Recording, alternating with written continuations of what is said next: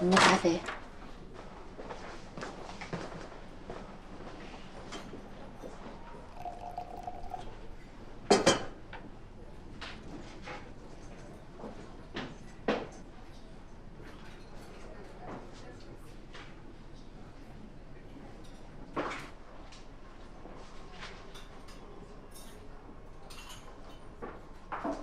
哎呀，这有谋有故事的钻石王老五，还是搅乱了我们小欧的一池春水啊！你们俩确定关系了吧？你说这么大喜事儿，严姐也不说请我们去1/3搓一顿，这几天都没见他人影儿，不会是不敢见我们吧？他是去外地出差了。哟，这还没怎么着的就替他解释上了。去利川这2、3天腻歪的，回来见不着人，是不是抓心挠肝？小雨，你放着我来。拿水冲一下，快。不好意思啊。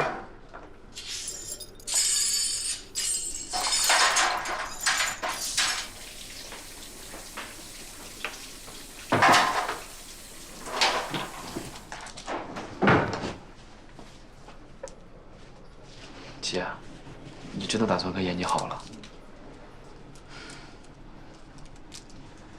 姐，他是个花心的男人，你千万别……严谨是个怎么样的人，姐心里清楚。好了，多注意点。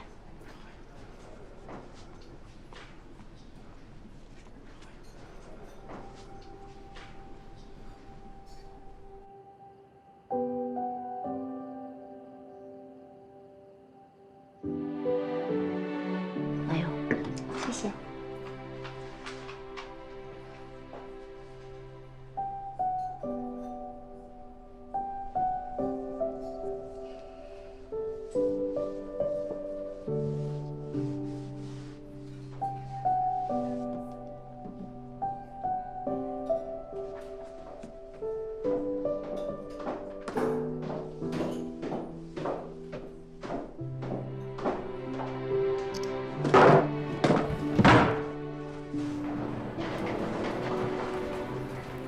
跟手机置什么气呀？摔坏了可就真没有严子消息了。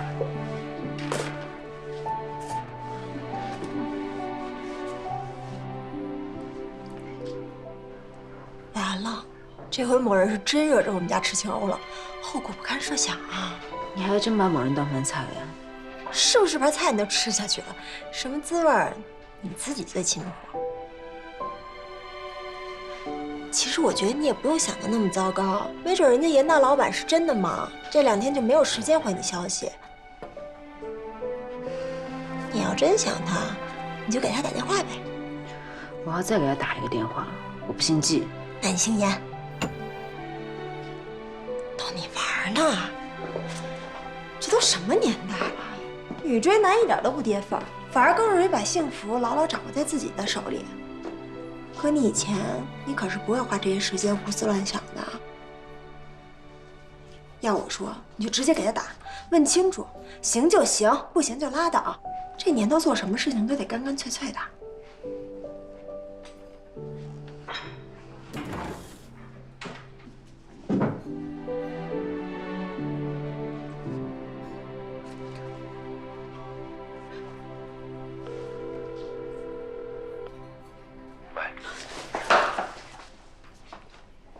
喂，小王，你这2天死哪儿去了？别提了，我在外地呢，最近公司出了点事儿，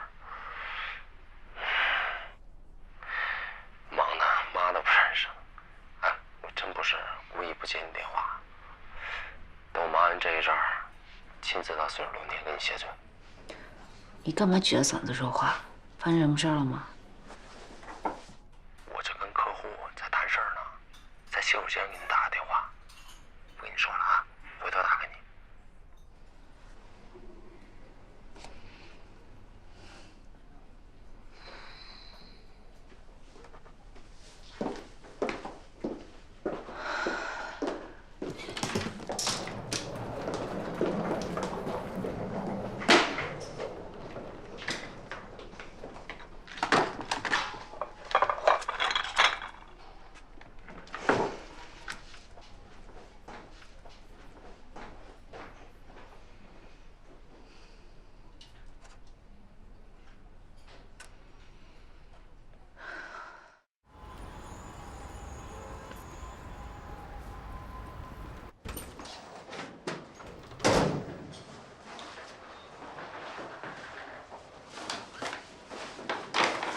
张宇他母亲的病情最近应该稳定些了吧？哦，我最近有点忙，没顾上去他家。听战宇说一切都好。你还得叮嘱他们啊，让他们定期来医院检查。嗯。你最近在忙什么呢？我看你脸色不太好。没有啊，挺好的。上次来我们家那个小严，你们还联系吧？偶尔。你和爸，我的事儿我心里有数，你和妈就放心吧。好。那没事，我先走了。啊，路上小心啊。嗯。钱够花吧？季主任，你就这么怀疑你女儿赚钱能力啊？拜拜。拜拜。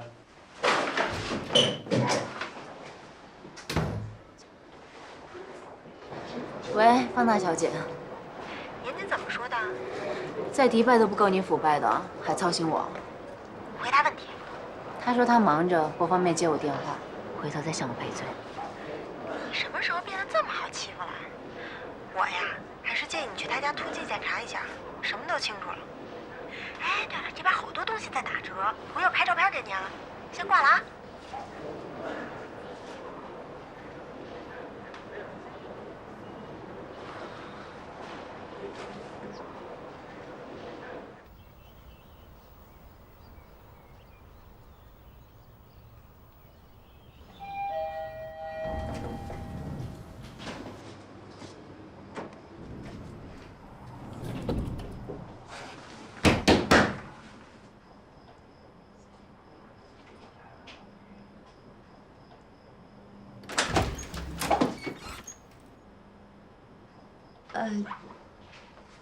找严谨。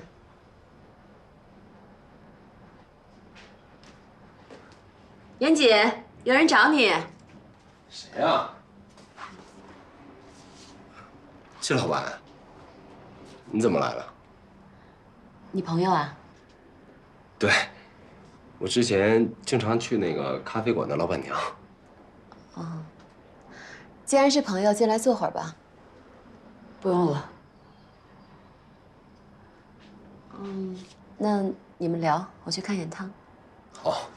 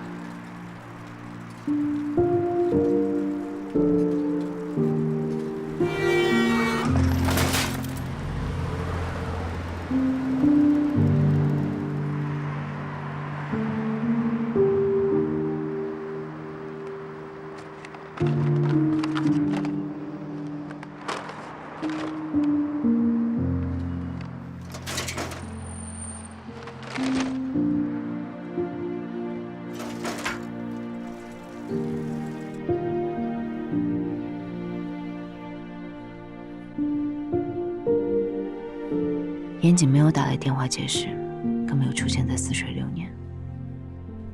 就在我犹豫是否要删掉严谨的联系方式，忘掉这2个月的荒唐事儿时，我的生活里却接二连三地出现了更加荒唐的事情。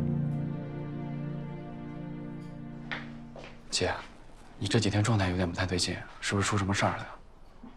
啊，没什么事儿，姐好着呢。啊，有钉子！什么有钉子？老板呢？我就是老板。这个怎么解释？怎么蛋糕里边有个钉子啊？吃到一半吃出这么尖的东西，还让不让人活呀？先生，您确定这钉子是我们蛋糕里的吗？我来你这吃蛋糕，还亲自放一根钉子进去，诬陷你的，我有毛病我？啊，我们不是这个意思，我们的意思是我们的食品卫生一直是达标的，以前也没有出现过这种问题。在你们这里吃蛋糕吃出钉子来了，你还有理了？信不信我曝光你们啊？二位，刚才是我态度不好，我给二位道歉。这单给你们免单。免单就完了？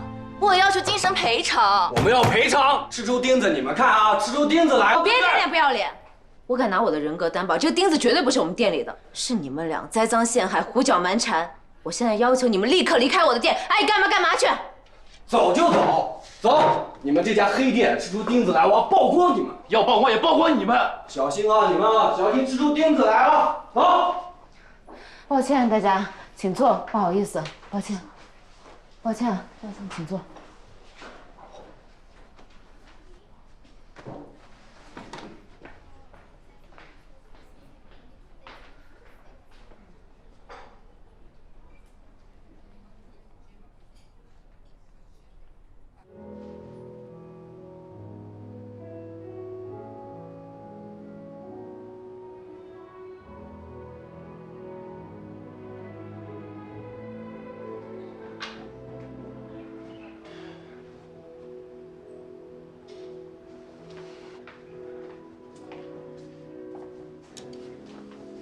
姐，别太着急，做生意总有起起伏伏，不忙的时候刚好歇一歇。可是这2天店里太冷清了，我总觉得哪儿不对劲。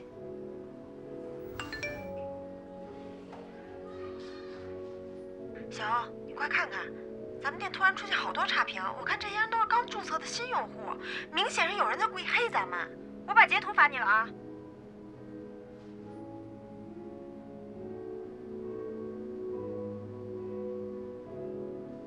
姐，会不会是上次那2个顾客搞的鬼啊？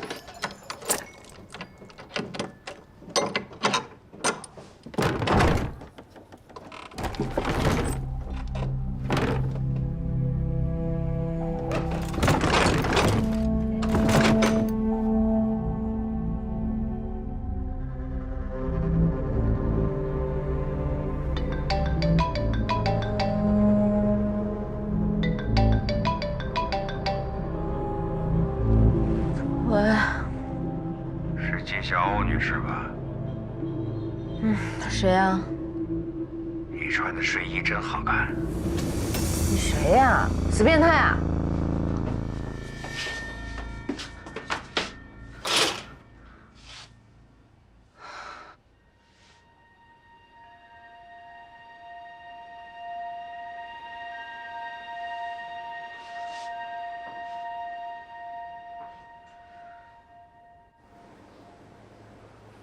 没事儿，一定是有人看咱们店里生意好，眼红报复。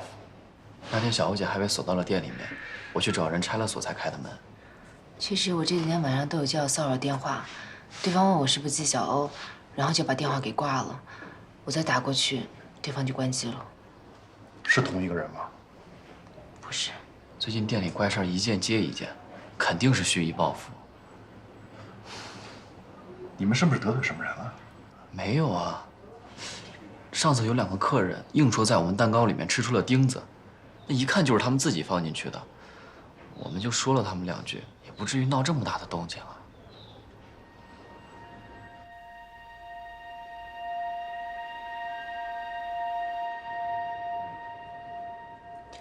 我觉得咱们还是报警吧。现在没有任何证据，报警没有意义，除非我们能抓个现行。怎么抓？我们可以在店外比较隐秘的地方装一个摄像头，如果这帮人再来骚扰的话，我们可以把这个录像交给警方，这样警方就可以立案侦查。好主意。姐，如果你不介意的话，这2天我可以搬来店里住。不用了，就你这小身板，你来了我还得照顾你。那我也是男孩啊。现在事情还没有查清楚，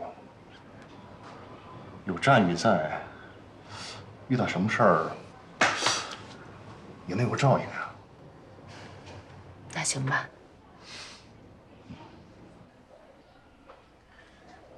你们从利川回来之后，严谨对你忽冷忽热的，战宇是怎么看待他的行为的？他当然是替我生气。赵廷辉，你今天是为了战宇的案子来的，为什么一直盯着我、战宇、严谨3个人的关系问来问去？你到底想知道些什么？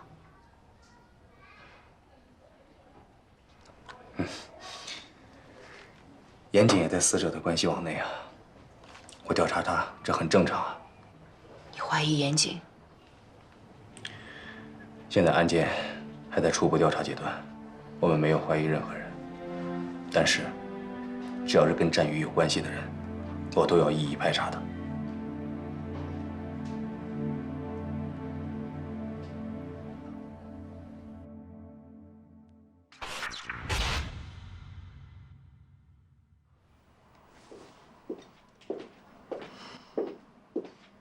我炖了点汤，把它喝了吧。好，不用动。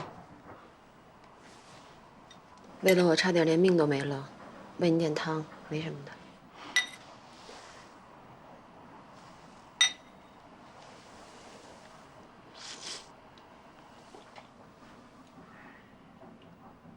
伤口很疼吧？没什么事儿，躺个2天应该就好了。你说又得罪了什么人吗？段哥的仇家不少，但是我没想到他们竟然会追到这边来。人我已经让伟子去查了，所以你不用担心，这2天好好养伤就行。今天连累你了。嗨，哪儿的话。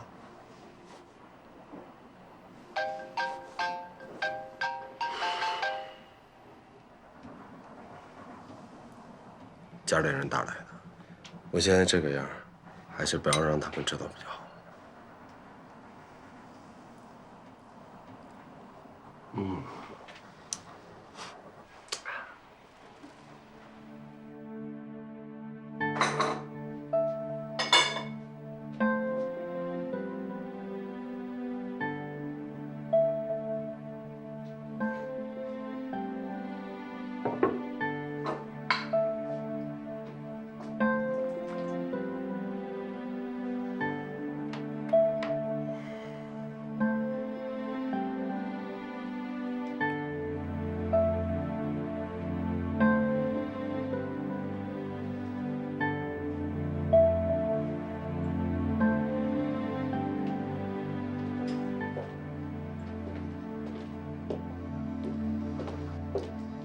醒了，起来喝点汤。公司里有那么多事儿等着你处理，你还过来照顾？这算什么呀？要不是你，我现在人都不知道在哪儿呢。小心烫啊！好喝。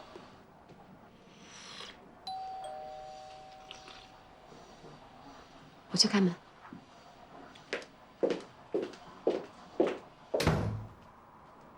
东西先放下吧，喝点水吧。严谨呢？还睡觉呢？已经醒了。药买了吗？在包里。喏。哎，刘总来了，梅姐刚煲的汤特好喝，我给你盛一碗。严总恢复的不错啊。那还得感谢刘总及时往这儿送药啊。先换药吧。你好。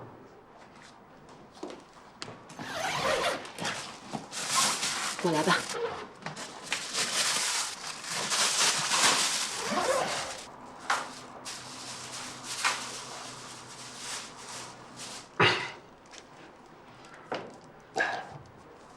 哎呀，你轻点儿。这换药啊，讲究稳准狠，下手轻了反而处理不好。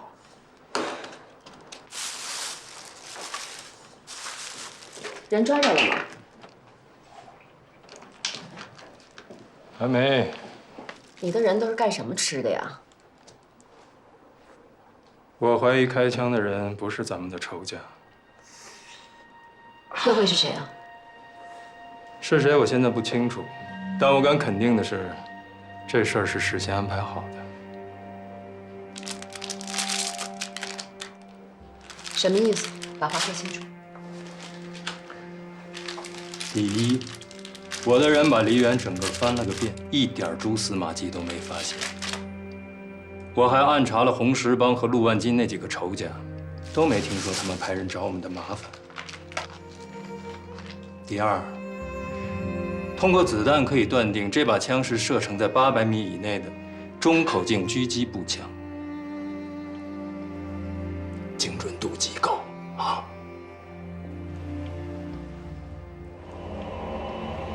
所以对方如果真心想要报复，完全可以一枪命中。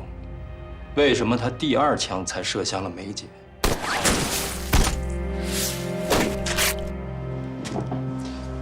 第1枪是不是有意在引起某个人的注意啊？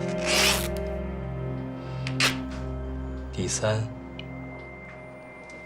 段哥忌日当天，严总鬼使神差地出现在墓地，却恰恰在那天发生了意外，还让严总受了伤。会不会有点太巧合了？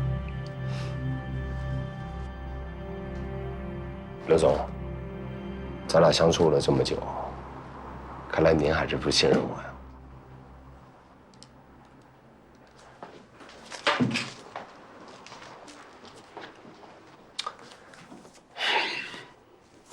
这些都是我做武警和缉毒警那些年获得的勋章，大概10几20处吧，具体的我也记不清了。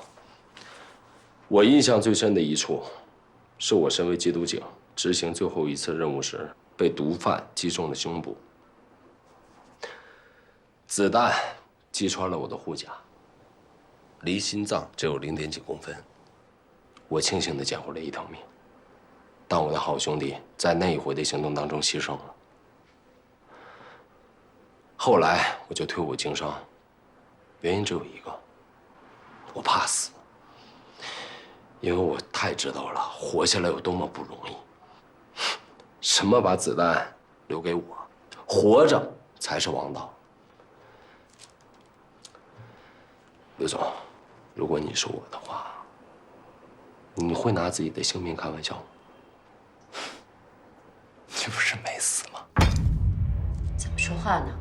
严姐为了我们差点把命都丢了，你怎么还能胡思乱想、胡说八道呢？还不赶紧道歉！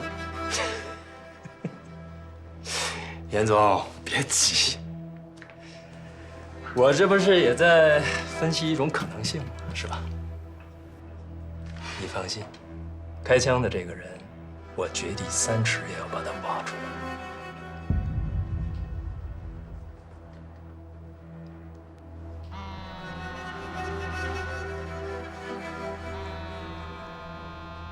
天天有骚扰电话，也不知道哪个王八蛋天天盯着我。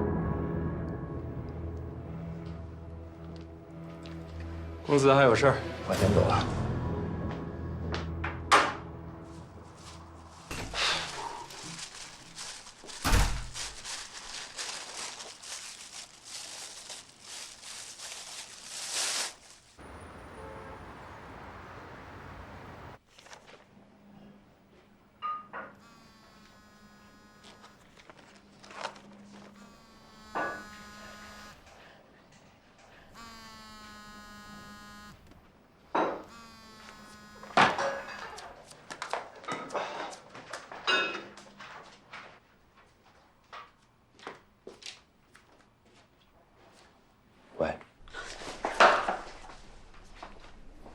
喂，小华，你这2天死哪儿去了？别提了，我在外地呢，最近公司出了点事儿。你干嘛撅着嗓子说话？发生什么事儿了吗？我这跟客户在谈事儿呢，在洗手间给你打个电话。梅姐，吃饭了。我先不跟你说了啊，回头打给你。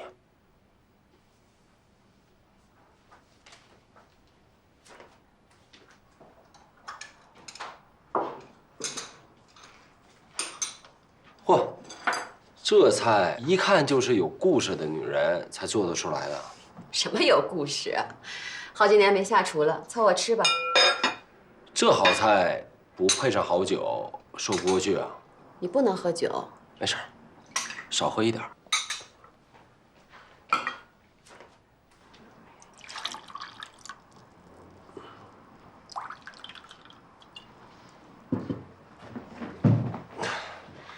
既然要喝酒，那第一杯我先敬你吧。来，铁伟子跟你说声对不起，今天他说的话确实有点过了。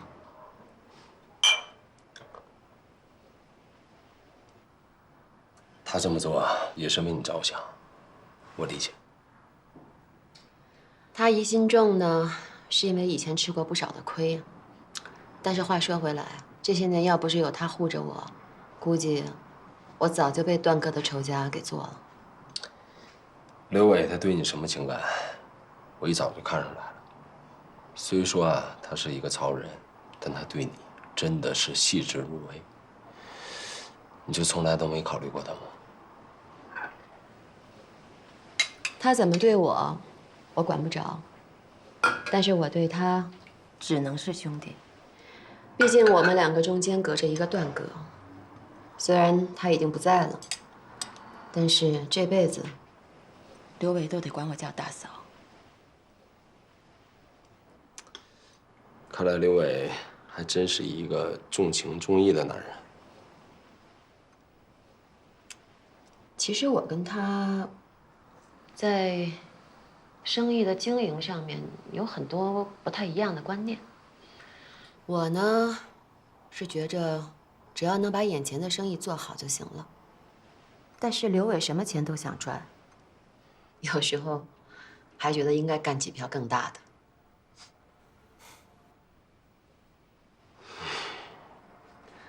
来，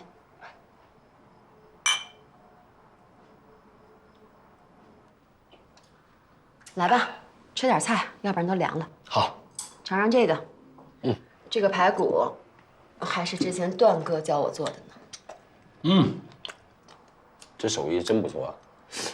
这段哥都这种地位了，还下厨做饭啊？刚混社会的时候做过几年厨子，后来虽然过上了打打杀杀的日子，但是只要有时间，他还是会回家做菜吃的。铁汉柔情。看过电影《甜蜜蜜》吗？其实我跟段哥挺像电影里边的李翘和豹哥的。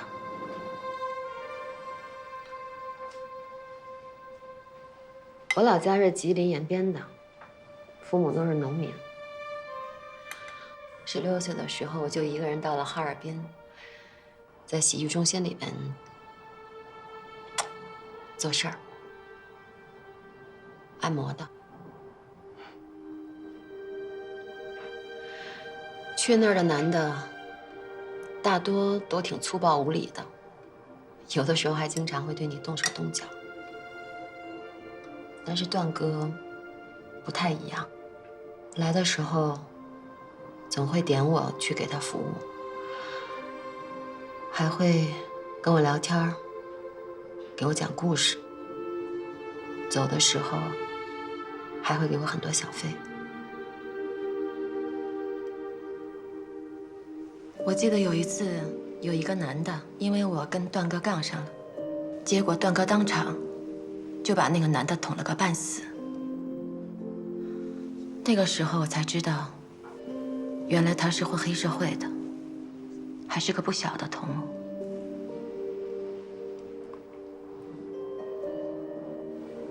但我还是爱上他了。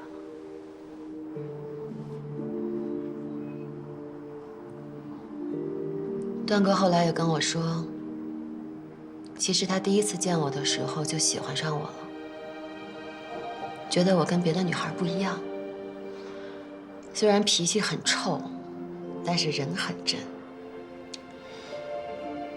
后来，你就嫁给段哥了吗？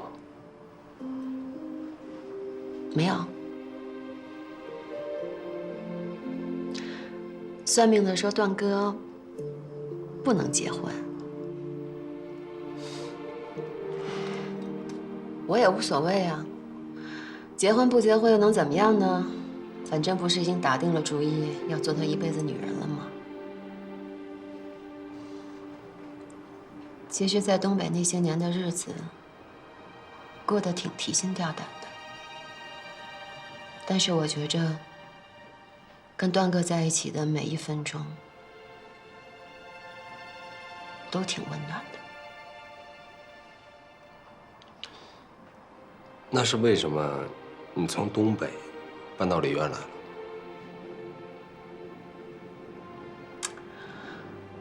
段哥死了以后，他手底下人不服我，是刘伟拼了命扶我上位的，不但巩固了势力，而且还替段哥报了仇，生意也让他做得红红火火。可能是因为段哥的关系吧，我就不想再在东北待了，想找一个一年四季都有花有草的地方，假装有温暖的地方。所以就带着他来了这儿，但是我也没想到，竟然在这儿遇见了你。其实，有时候你跟段哥挺像的。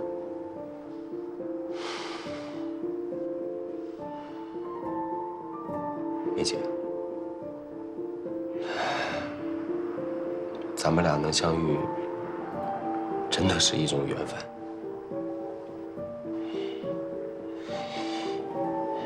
我真心的想好好珍惜你。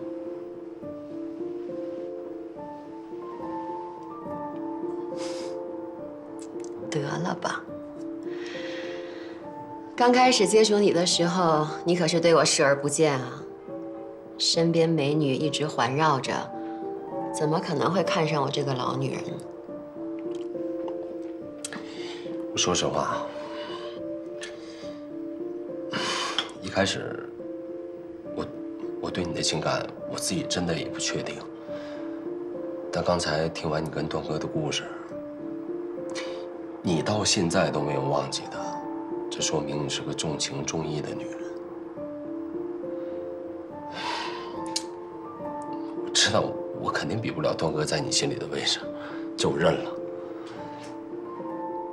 但我从来没有在意过你的年纪，我还真挺喜欢有故事的女人。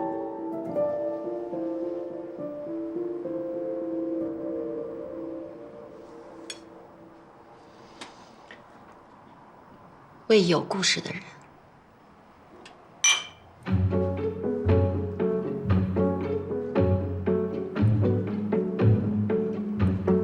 为了尽快打通小美人这层关系，我不断撩动她的芳心。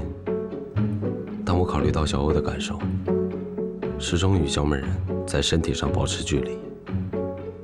但我最担心的事，还是发生了。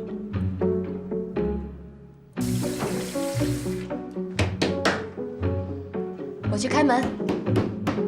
来啦，严谨，有人找你。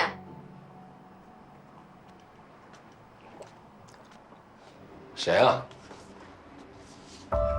季老板，你怎么来了？你们先聊，我去看看他。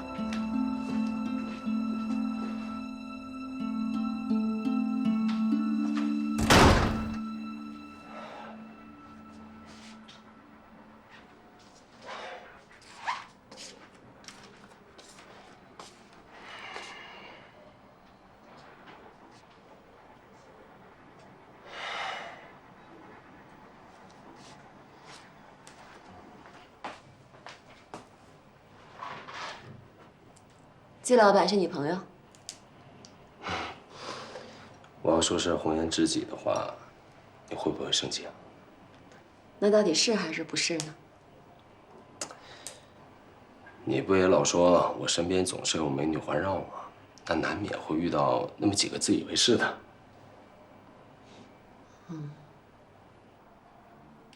这2个菜应该够你吃的了，这个留着下回再做吧。你的伤也稳定的差不多了，我先回公司。真生气了？没有，确实有一些事情需要去处理。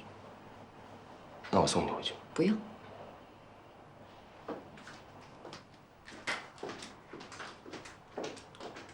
那你慢点啊。我很了解小美人，她表面越是不动声色，内心就越是风起云涌。我越来越后悔把小欧卷进来。怎么蛋糕里边有个钉子啊？是食品卫生一直是达标的，以前也没有出现过这种问题。在你们这里吃蛋糕吃出钉子来了，你还有理了？我们要赔偿。我敢拿我的人格担保，这个钉子绝对不是我们店里的，是你们俩栽赃陷害、胡搅蛮缠。我现在要求你们立刻离开我的店，爱干嘛干嘛去。等着啊，等着我曝光你们！小欧，你快看看，咱们店突然出现好多差评，明显是有人在故意黑咱们。会不会是上次那2个顾客搞的鬼？其实这几天晚上我都有接到骚扰电话，对方问我是不是纪晓欧，然后就把电话给挂了。我再打过去，对方就关机了。姐，如果你不介意的话，这2天我可以搬来店里住。不用了，就你这小身板，你来了我还得照顾你。但我也是男孩啊。现在事情还没有查清楚，有战宇在，遇到什么事儿也能有照应啊。那行吧。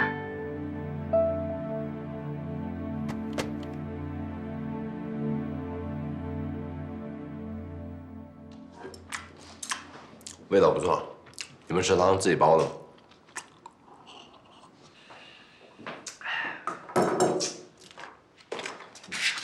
赵警官，你口口声声跟我说，希望我提供线索，协助你们破案，我怎么觉得你还在怀疑是我杀了战宇？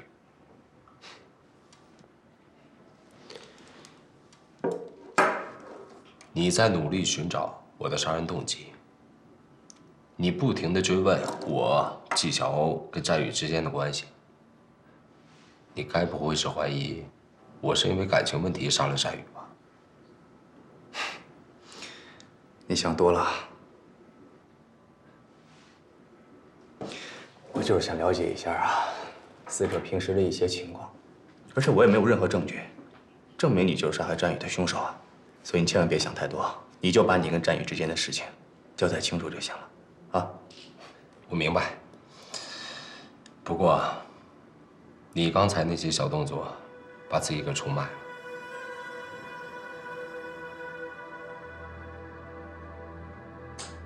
不如这样吧，咱们俩干脆直接一点。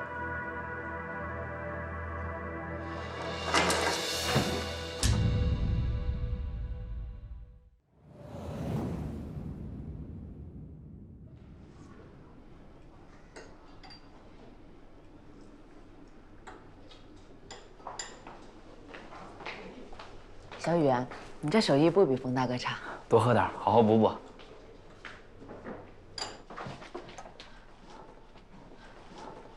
你不会打算要在这儿睡吧？这个长椅好好布置一下，肯定很舒服。姐，你给我个枕头和毯子就可以了。不行，你在这儿睡一晚上腰都会断。医院的长椅我都睡过通宵，这个更不是问题。医院长椅？我上高中那年，我妈晚上腿疼得厉害，就连夜送她到医院的急诊，然后就在长椅上睡了一晚。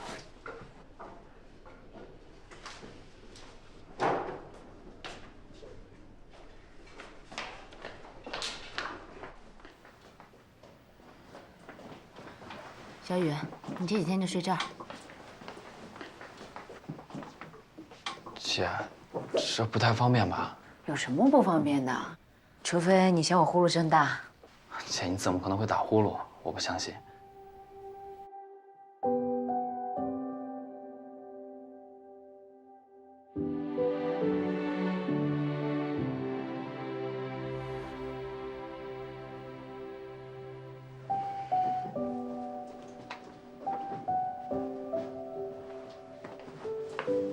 你就用这个枕头吧。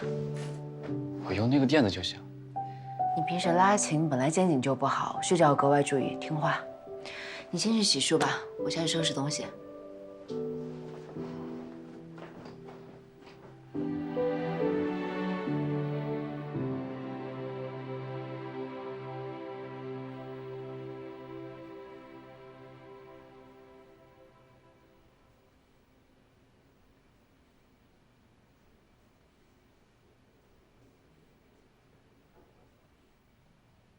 姐，睡着了吗？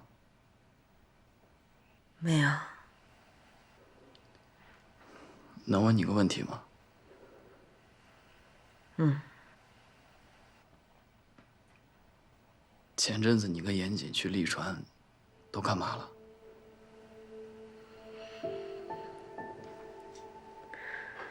严谨是不是和你表白了，然后他又不认账了？小孩子不要问这些，快睡觉吧。姐，我不是小孩子，你心里想什么我都懂。我知道你前阵子是因为严谨伤心，他一定做了什么对不起你的事儿。没有。那他最近为什么没有来似水流年？你还从来都没有提起过他。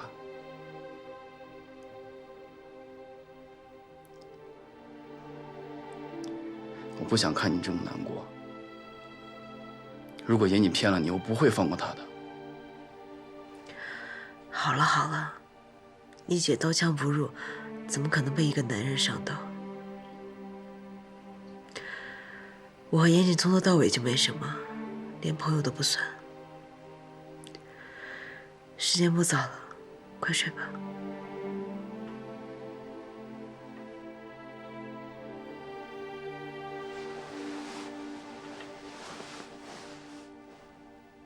姐，我是绝对不会伤害你的。晚安。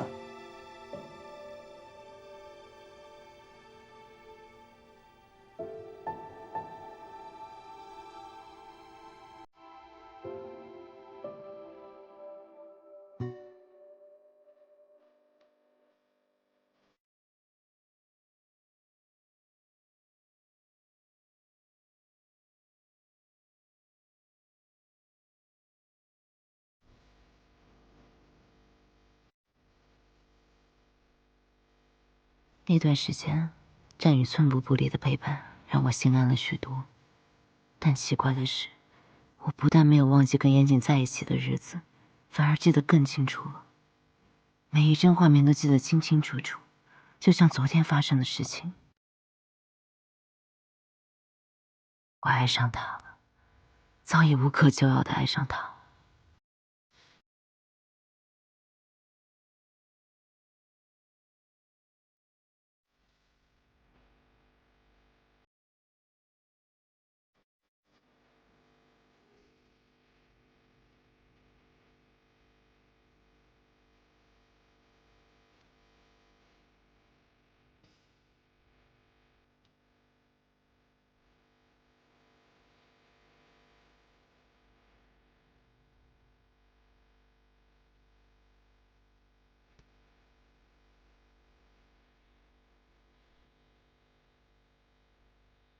我第一次觉得自己变成了以前最讨厌的那种女人，可即便如此，我还是不争气的抱有幻想，希望明天一睁眼，严谨就自动出现了。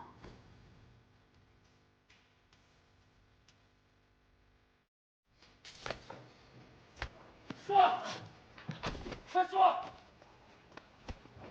是谁？说。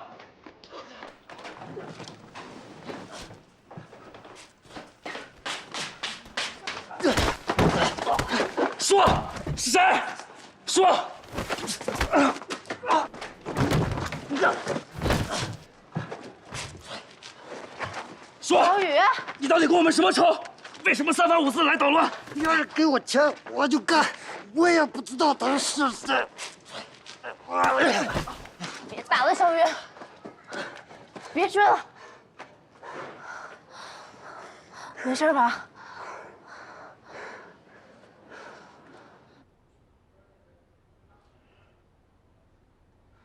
没想到你这个小艺术家还挺能打的，那个人块头这么大。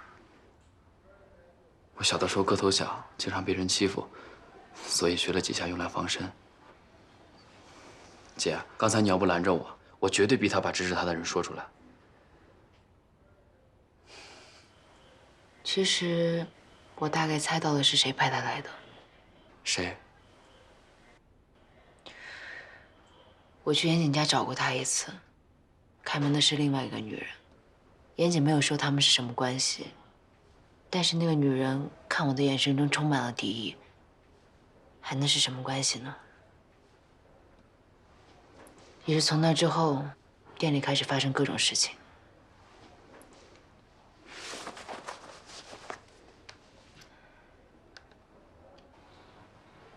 姐，你看是不是这个女的？就是她，你哪来的照片？那天晚上，王老师去一个高级会所见一个国外的音乐家，偶然在厕所碰上了这一幕。怕你难过，就没有拿出来给你看。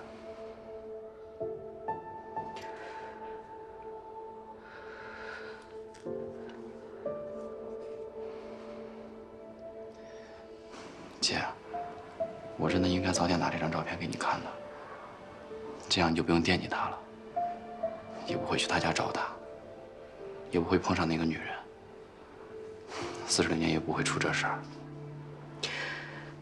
这件事儿跟你没关系，是我自己太天真，对他期待太多。姐，你这么善良，和严谨完全是2个世界的人，你从一开始就不该和他接触。我看那个女人也不是什么好人，他们才是天生一对儿。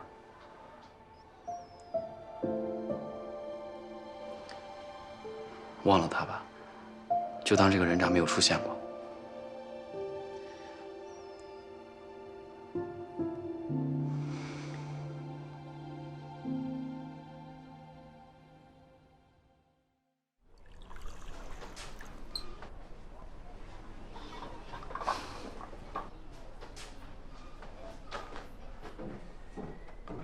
哎，不好意思，久等了。姐，胃舒服点了吗？啊，没事了。行，我去给你泡一杯蜂蜜水。哎，小欧，店里挺好的，你踏踏实实上楼休息吧。哎呀，我没事儿，该下楼活动活动了。啊，那我忙去了。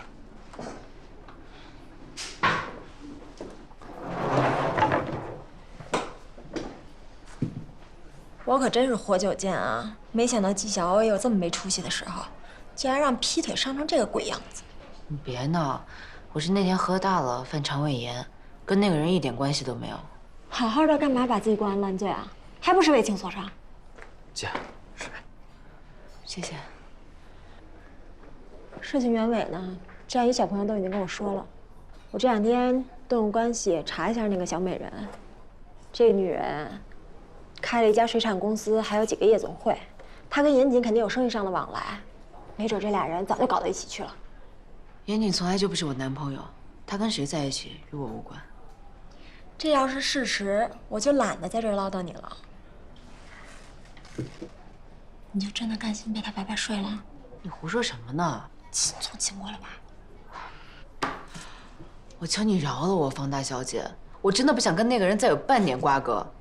这种渣男当然不必留恋，但你总得让他给你一个合理的解释吧？哦，当初是他一而再再而三的追你，现在他连句对不起都没有就闪人了。而且你明明知道咱们店里这些怪事儿都是那个小美人派人干的，你就不想找他问清楚？真当你纪晓欧没爹没妈没朋友啊？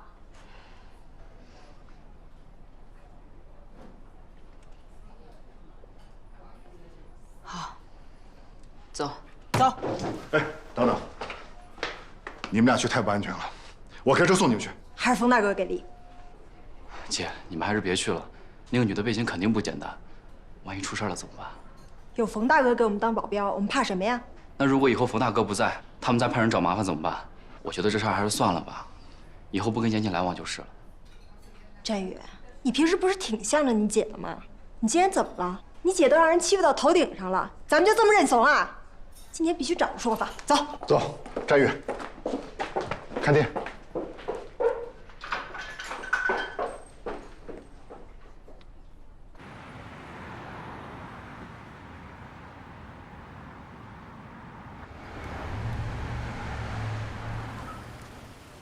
就是这儿。声讨渣男市场硬仗，你能不能有点斗志？你淡定一点，我只是想就事论事。小欧，咱不欺负人，也不能让别人欺负了。今天必须要有说法。老冯可以啊，平时看你老实巴交的，关键时刻也不掉链子，够爷们儿。走吧。走。走啊！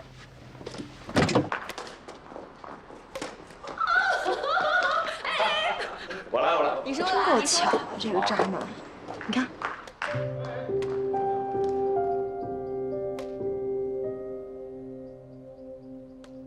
姑娘，你们这是找谁啊？你们这找谁啊？老哥，哎，老哥，借个火，借个火，有火没有？我这没火。你们干什么来了？我们来看严老板是怎么始乱终弃的。哟，这不是季老板吗？怎么找到这儿来了？那些去我店里捣乱的人，是你派去的吧？你这话什么意思啊？我不太明白。还装呢？抢了别人男朋友不说，还恶意报复。我们可以告你恶意恐吓、毁坏他人财物，你知道吗？你朋友？怎么可能？纪晓，有什么事儿你跟我说，少带人过来捣乱，听到没有？赶紧走。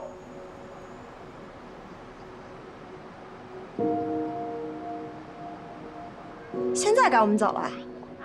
当初你天天赖在似水流年不走的时候，求我帮你一块追纪晓鸥的时候，今天你当着纪晓鸥的面把话说清楚。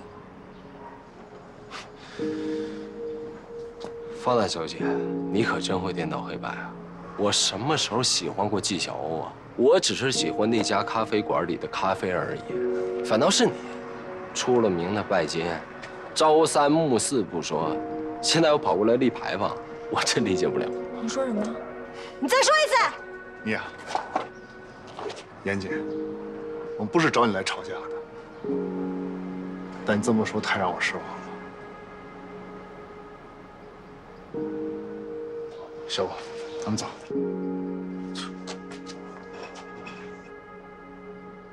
严姐，我今儿来就问你一句话：咱们俩到底算怎么回事？咱俩能怎么回事？我都跟你说100遍了，我对你没有感觉。求求你别缠着我，行吗？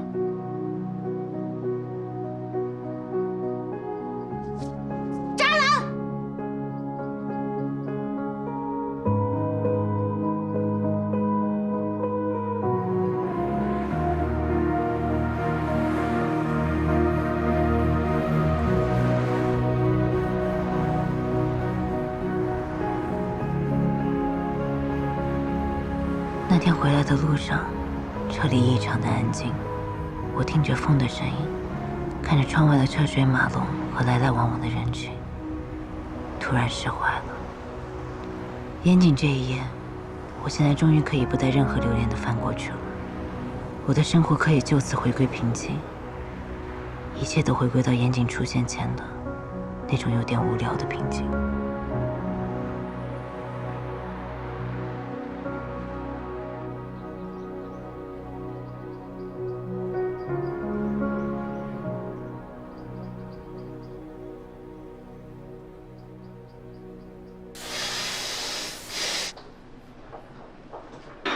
你慢用。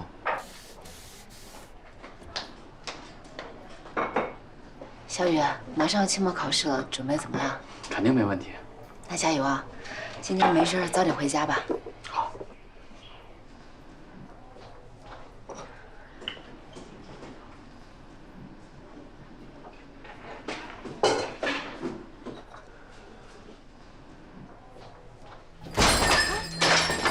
同志，过来走！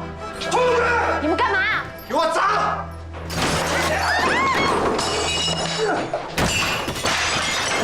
住手！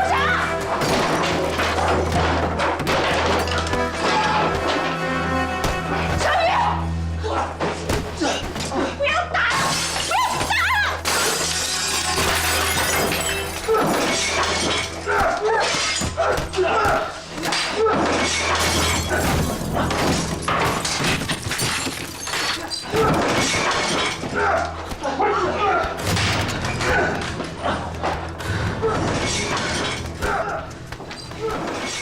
不要再纠缠在一起，否则你这店就不要开了。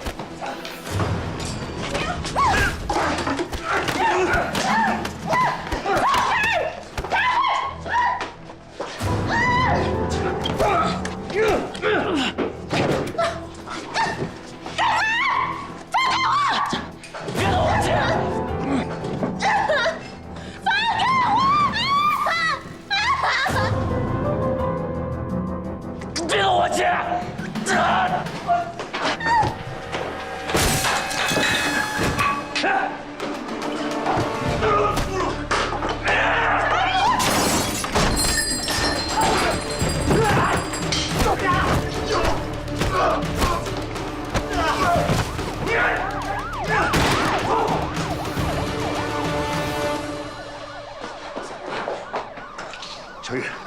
没事吧？啊，小何，你没事吧？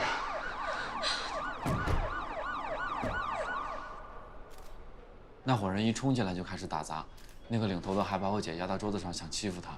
是你把那些人赶跑的？啊，是。当时我一看电都被砸了，我一着急我就冲进来，可能下手有点狠。前后一共2、3分钟吧，那伙人就跑了，具体我也没看清楚。那你们先去医院，完事之后来派出所做笔录。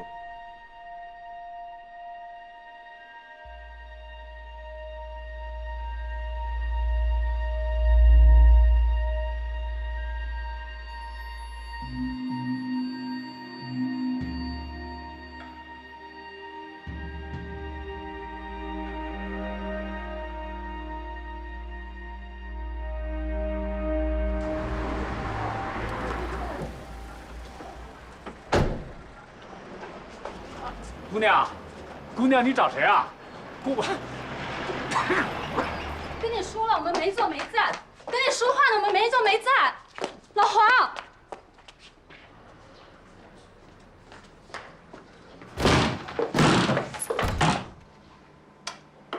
季乔，你怎么又来了？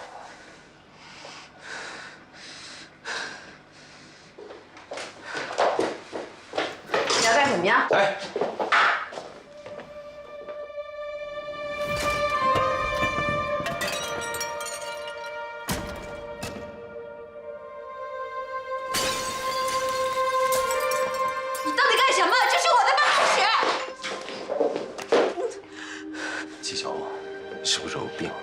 在这儿给我撒什么谎啊！你怎么不问问他对我做什么？是不是因为咖啡馆被砸了呀？钱要钱啊！我有，我这张卡里有50万，够你那个破店来回。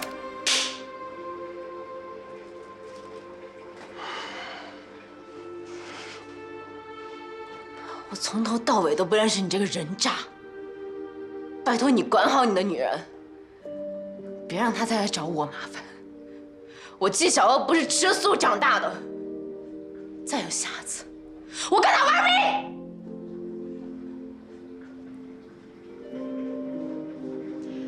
欢迎啊！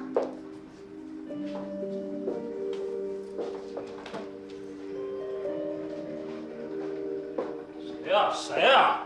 谁呀？他妈嚷嚷什么？滚！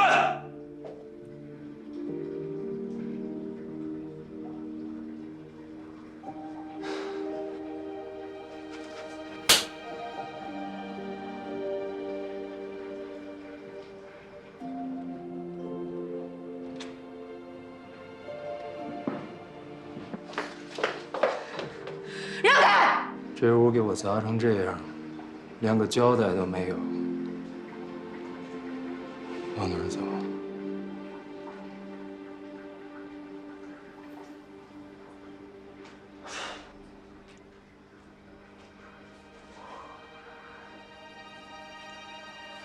算了算了，你也是，好端端的打个女人干什么呀？瞧你点出息。刘伟，放他走吧，咱不是还有事儿呢吗？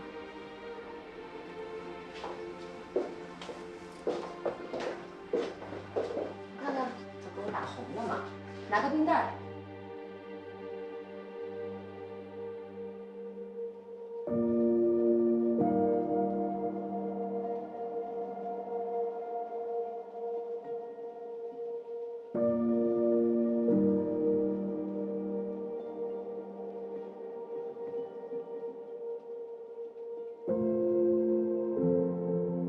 那天是我人生中最耻辱的一天，那些脑子里挥之不去的愚昧回忆，就像似水流年一样被彻底粉碎了。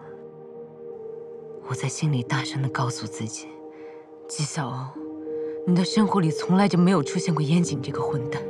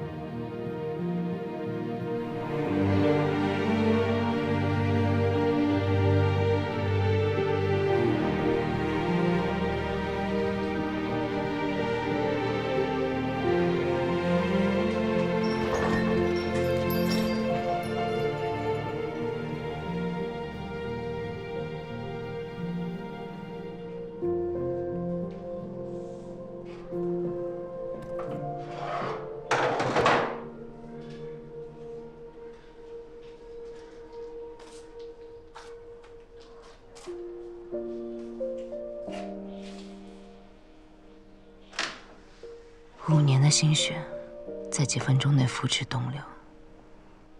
一个人坐在废墟里，我想起了很多事儿。想起小时候在这间屋子里和奶奶度过的时光。想起奶奶去世前曾对我说：“小欧，你记着，什么时候都不要轻易绝望。在痛苦中要忍耐，在患难中要喜乐。”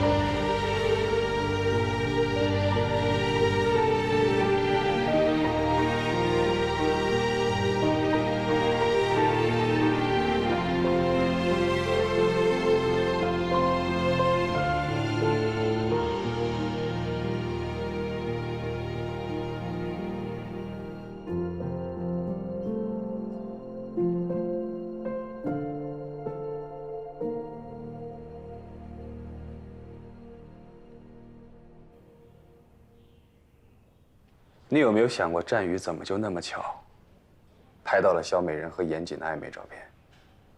我刚才已经跟您解释过了，他是去见一个国外来的音乐家，在见面的地方碰到的。可是据我所知，那个地方是一家高级会所，因为涉黄涉黑已经被查封了。什么老师会带着自己的学生去那种地方见国外的音乐家呀？你这个话什么意思？你有没有想过，当初战宇为什么要拦着你不让你去找肖美人理论呢？他怕我吃亏受委屈。那他就应该像冯卫星一样陪着你去啊。除非他很清楚肖美人是什么样的人，他不希望你去。你说战宇认识那个女的，怎么可能？战宇认识的每一个人，你都知道吗？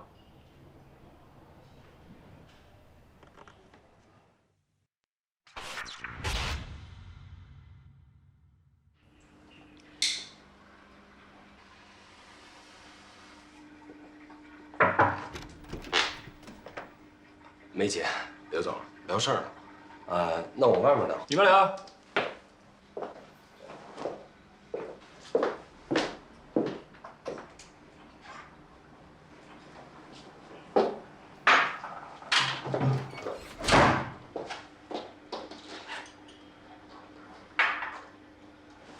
我来了。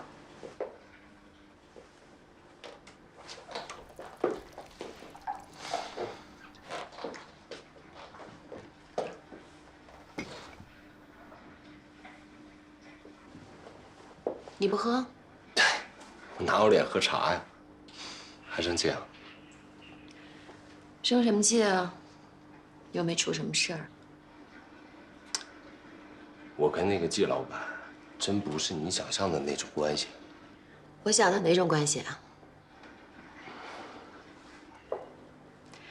就算是那种关系，又能怎么样呢？反正他又不配你。对，说的没错。为了这么一个女人，不值得。之前啊，是我做的不好，哎，这一切都是我不对，我不应该。伤好多了吧？好多了，能自由活动了。晚上我做了个答谢宴，表示感谢你的。太高调了吧？必须高调呀！我得让大家伙儿都知道，我这条命是你给的。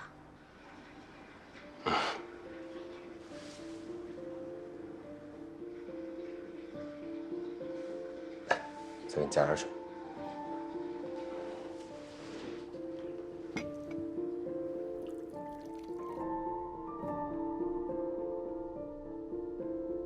我借着答谢的机会，当众挑明了和小美人的关系。令我意外的是，她并没有拒绝，反而有种炫耀之势。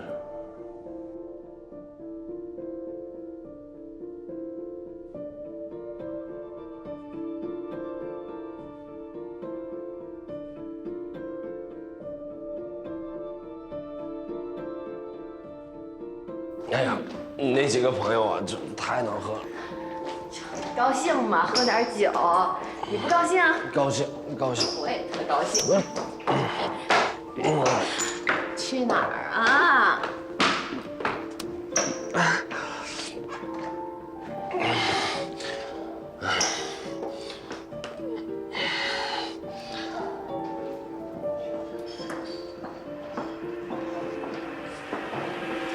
怎么了？这酒喝多了头疼了。没事呗？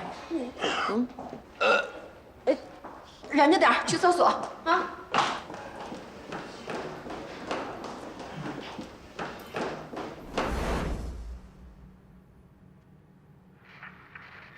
哥，这就是 KK， 叫人啊！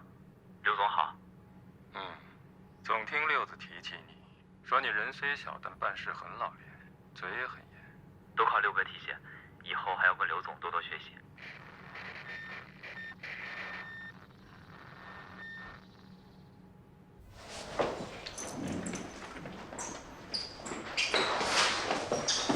你怎么在这儿啊？那你呢？你跟那个女的什么关系？合作伙伴。我警告你，今晚的事儿你不能告诉任何人，知道吗？你觉得我会听你的吗？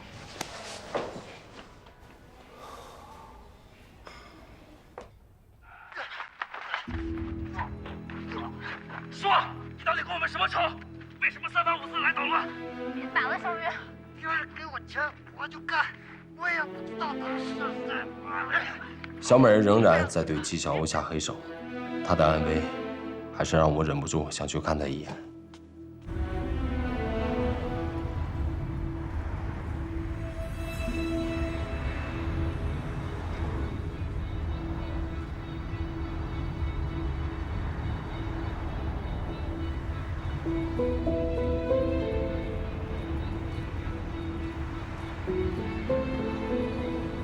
但我没有想到，小美人一直都有派人监视我。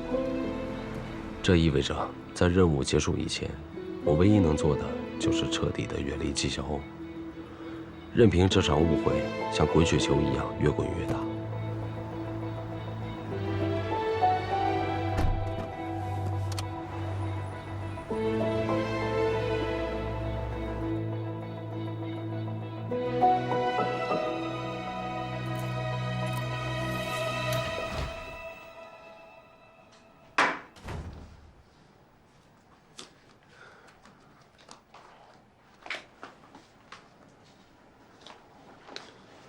我不是跟你说过不让你过来看我吗？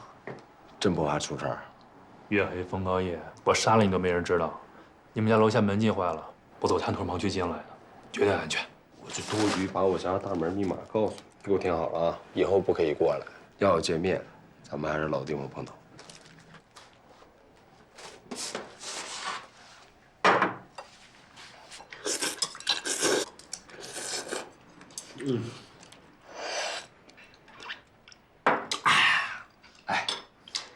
还是2字版的泡面好吃啊！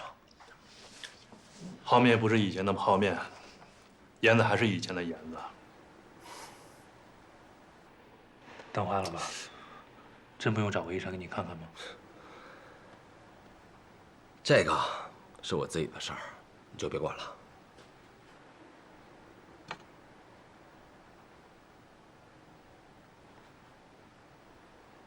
还在惦记纪晓鸥呢？就是因为我，小美人已经开始对纪晓鸥下手了。我真不敢想，后面会有什么更可怕的事情会发生。用不用我安排人去保护一下？你千万别大草惊蛇。小美人这么做也是有意在考验我，只能苦了纪晓鸥了。哎，我万万没想到，有朝一日我也成了渣男。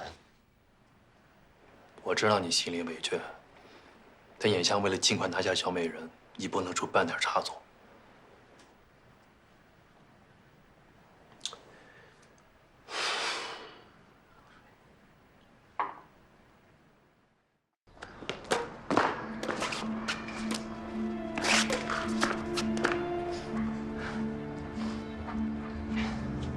喂，再来。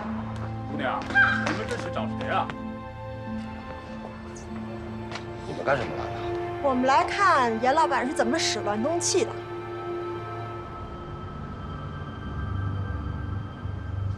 方大小姐，你可真会颠倒黑白啊！我什么时候说过我喜欢纪晓鸥了？咱们俩到底算怎么回事？咱俩能怎么回事？我都跟你说100遍了，我对你没有感觉。求求你别缠着我，行吗？渣男！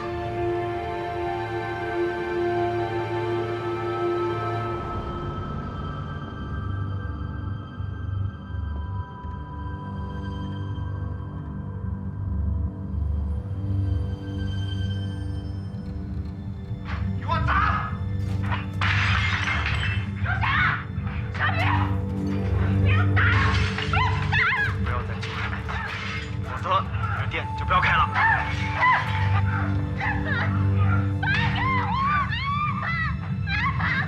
别动我姐！别动我！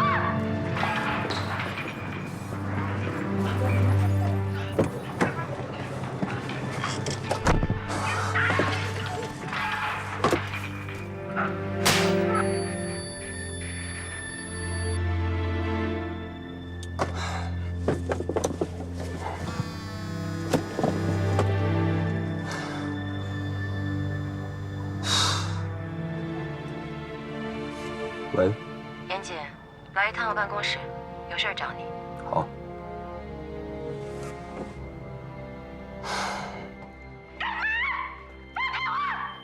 我后来想了想，我觉得那个疯女人可能还会找你麻烦，所以就自作主张，替你教训了她一下。砸得好啊，砸得痛快，早就应该给这个女人一点颜色看看了。不过这么大阵仗，不会惹什么麻烦吧？我做事儿你还不放心？物流生意，我决定交给你做了。那刘总那边没有意见吗？有意见也得听我的呀。实话跟你说吧，最近我们一直跟一个广东的吴老板接洽着，他的水产生意遍布着整个东南亚。如果我们跟他达成合作，利润翻1倍可能都不止哦。广东的吴老板叫什么呀？吴峰。吴峰。广东搞水产的朋友我认识不少，这号人物我没听说过。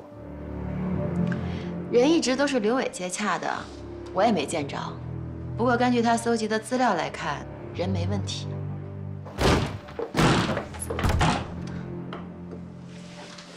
你怎么又来了？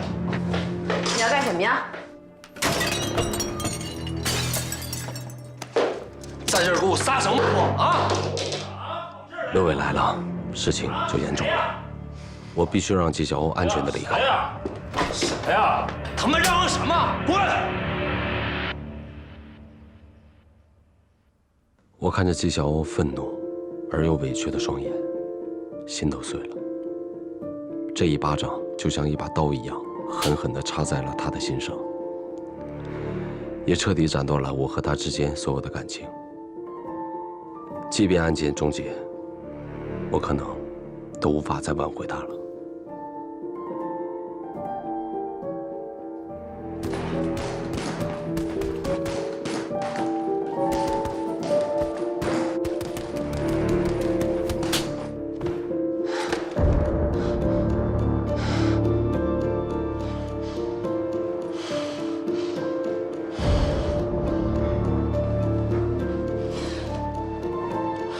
我厌恶我自己，厌恶这暗无天日的生活。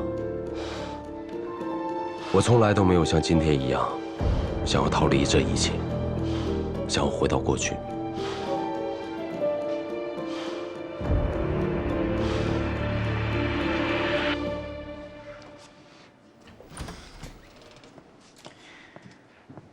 哎，下午了，你也喝杯咖啡提提神吧。这味道你应该挺熟悉的。